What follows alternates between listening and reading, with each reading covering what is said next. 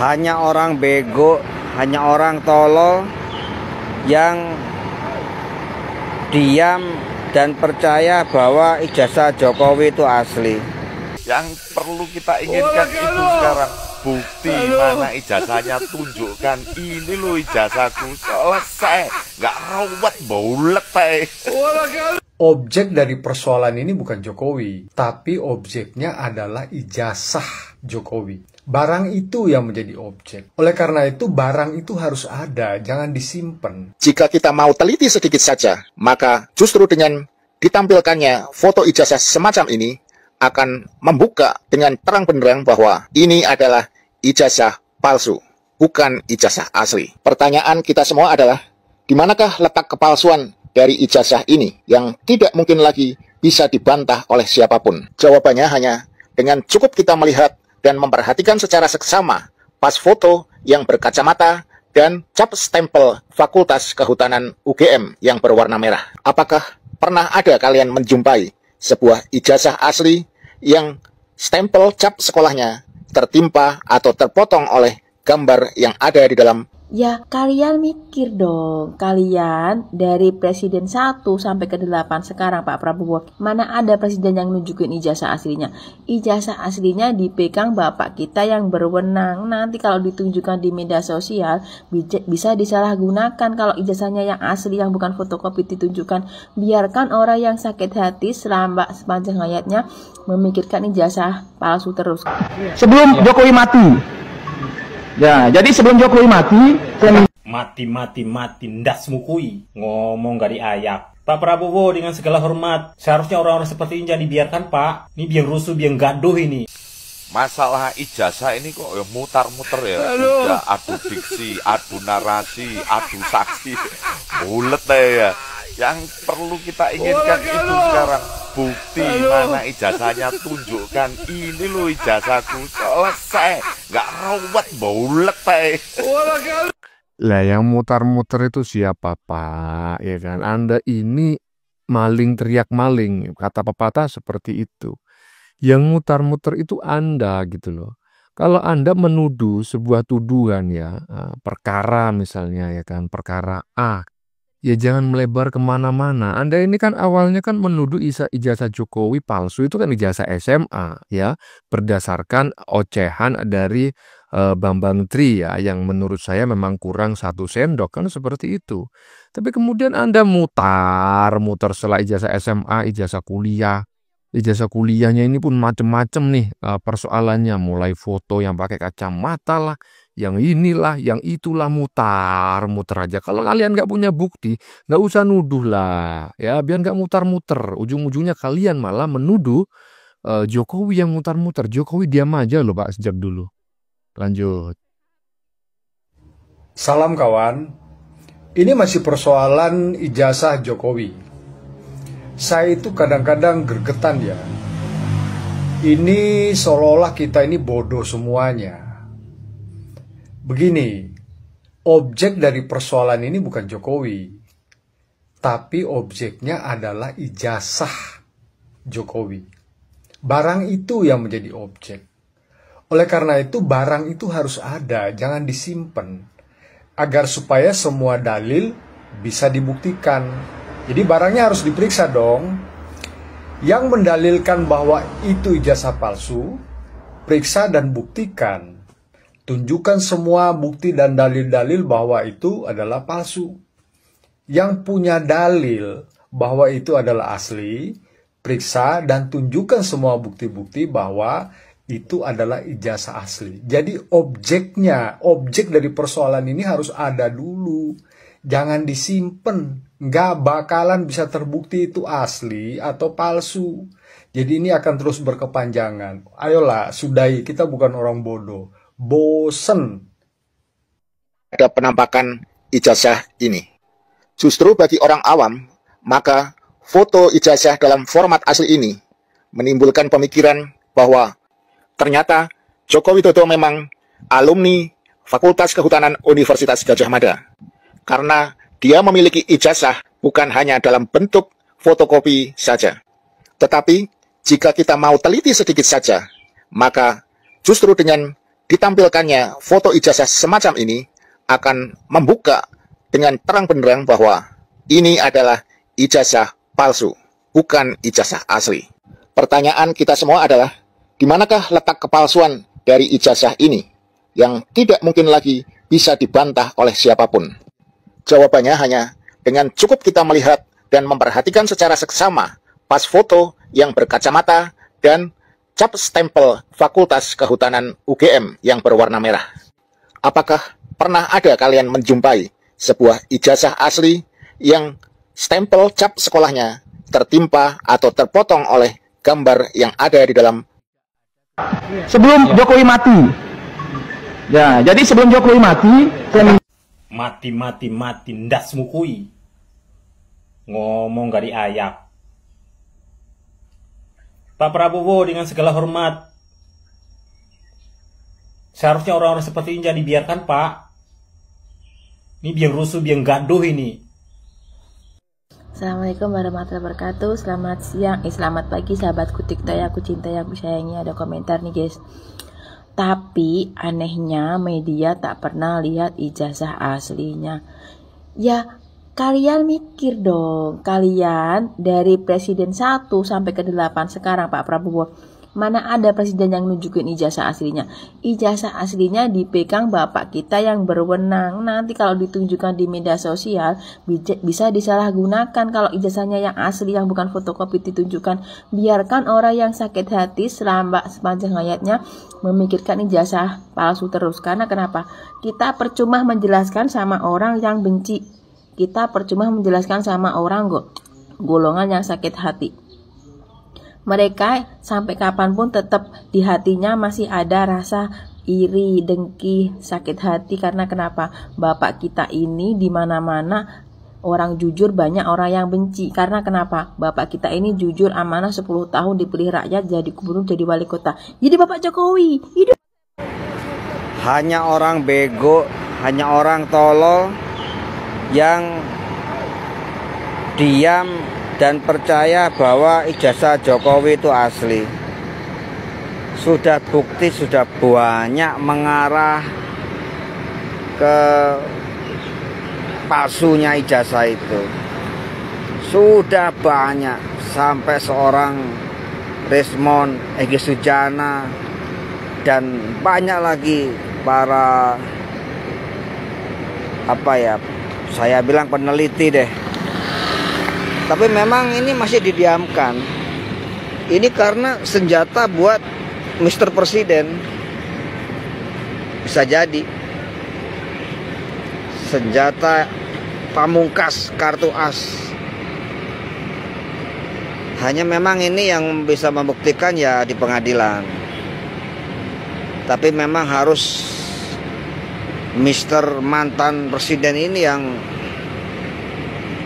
nongol, muncul, nggak sembunyi aja, diam aja, malah orang-orang basernya yang bicara. Nggak perlu baser itu tai semua, baser itu penjilat,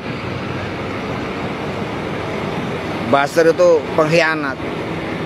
Oke, guys, semoga bobrok, bangke, kebohongan publik selama 10 tahun ini Allah tunjukkan. Karena memang ini bobrok sekali, biadab sekali, jahat banget. Akan kutagih sampai ke akhirat nanti. Rakyat Indonesia akan menagih semuanya. Pekan ini yang hangat dibicarakan adalah tentang ijazah Joko Widodo ketika kuliah di UGM Fakultas Kehutanan. Pro dan kontra terjadi. Seperti beberapa pekan yang lalu, Joko Widodo juga menjadi pro dan kontra di dalam hal tentang pelanggaran konstitusi. Ada yang mengatakan Joko Widodo melanggar konstitusi, ada yang mengatakan tidak melanggar konstitusi. Dan itu sudah saya buat di dalam akun sosial media saya. Tetapi pekan ini muncul wacana pro dan kontra lagi tentang keaslian ijazah Joko Widodo ketika selesai studi dari Fakultas Kehutanan UGM. Ada yang mengatakan ijazah itu asli. Bahkan pihak UGM mengatakan bahwa itu jelas bahwa ijazah Joko Widodo adalah memang asli. Tetapi banyak kalangan juga meragukan, bahkan mengatakan bahwa ijazah tersebut palsu dengan berbagai analisis. Bahkan yang menarik, ada alumni UGM yang punya kesarjanaan di bidang IT dan doktor dari perguruan tinggi terkemuka di luar negeri mengatakan bahwa atas hasil kajian ilmiahnya bahwa ijazah Jokowi adalah palsu. Nah, pro dan kontra tentang ijazah tersebut. Bahkan di berita mengatakan bahwa ada semacam pertemuan informal tanggal 15 dan 16 di Jogja. 15 di UGM, 16 di rumah Joko Widodo. Mereka akan datang.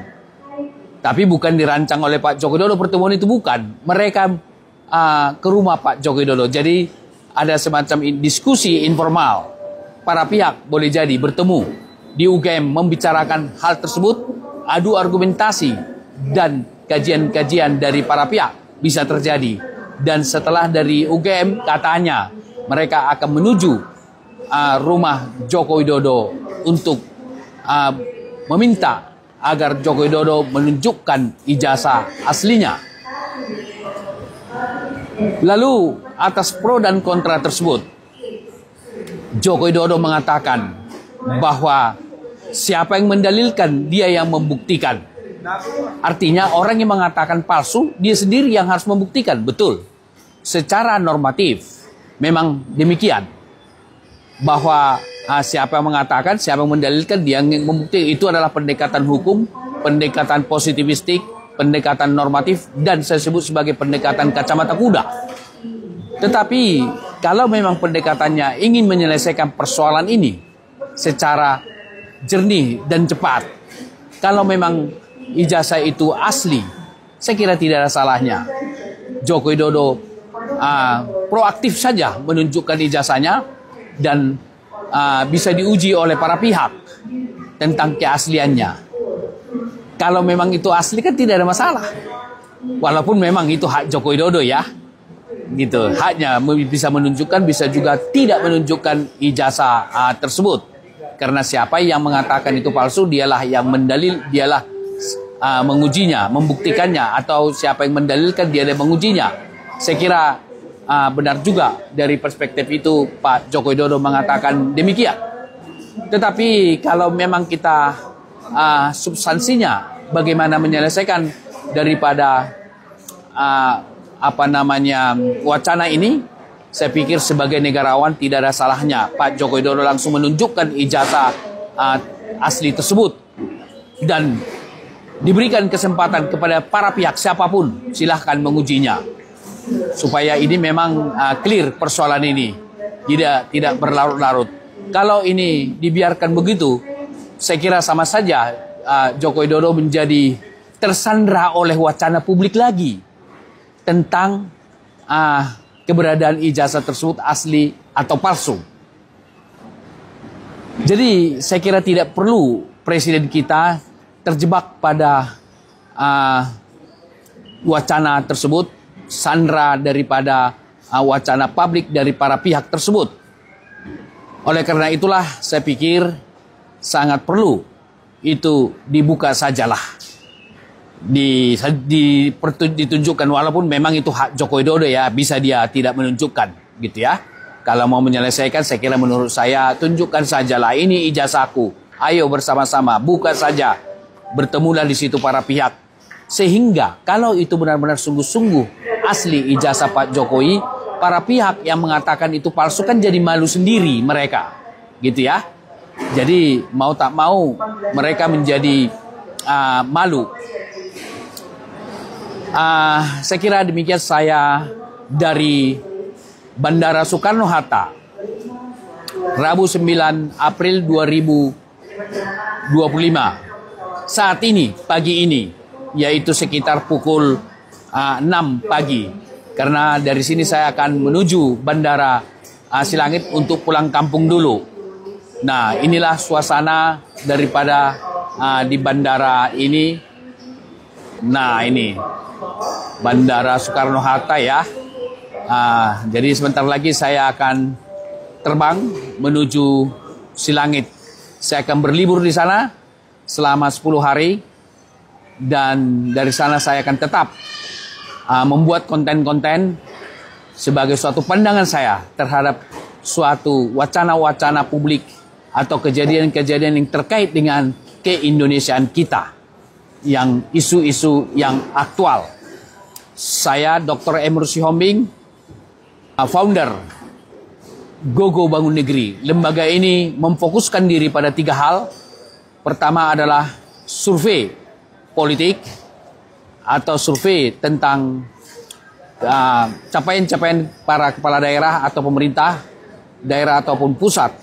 Dan yang kedua adalah konsultan komunikasi politik, khususnya tentang politik di Indonesia. Dan konsultan komunikasi publik, karena ini menjadi penting. Terus terang saya melihat sampai saat ini komunikasi publik yang menjadi masalah masa pemerintahan Joko Widodo, dan juga komunikasi publik menjadi masalah juga di pemerintahan Prabowo. Dua presiden ini mengakui bahwa ini menjadi permasalahan. Oleh karena itu perlu kita lakukan suatu kajian atau pengelolaan atau manajemen daripada komunikasi publik masa pemerintahan Prabowo ini. Saya kira itu yang saya dapat sampaikan. Rabu pagi 9 April 2024 dari Bandara Soekarno-Hatta. Nomor handphone saya 0812 8689 8015. Terima kasih. Sampai jumpa dari kampung halaman. Nanti saya akan membuat konten tentang bagaimana peta kemiskinan yang ada di kampung halaman saya, yaitu di Sumatera Utara dan Provinsi Aceh, supaya kita lihat sendiri bagaimana peta-peta kemiskinan di dua provinsi tersebut sebagai cermin daripada peta kemiskinan di seluruh Indonesia. Terima kasih. Sampai jumpa.